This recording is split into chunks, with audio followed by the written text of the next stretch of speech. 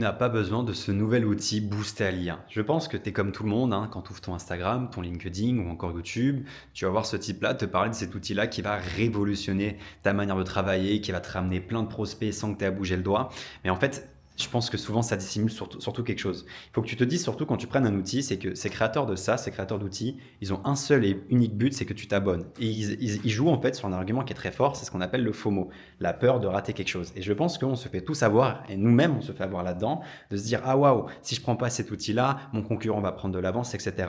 Mais la réalité elle est différente. C'est qu'aujourd'hui, si tu as du mal à développer ton business, c'est pas à cause des outils, c'est vraiment à cause de toi. Et je sais que c'est dur à comprendre, mais en fait, c'est pas parce que tu as un nouvel outil qui est boosté à l'IA que ça y est, tu vas avoir plus de prospects. Ça, c'est faux. Si tu veux avoir plus de prospects, c'est à toi de peut-être améliorer ton offre, améliorer ta landing page, revoir tes méthodes de prospection. Et c'est là où tu verras une véritable différence. Mais c'est surtout pas avec ce nouvel outil-là. Donc vraiment, la prochaine fois que tu vois un ami te parler ou une vidéo YouTube te parler d'un outil révolutionnaire, pose-toi vraiment la question, est-ce que j'en ai besoin? Est-ce que ça va véritablement changer quelque chose à mon business? Et souvent, la réponse, c'est non.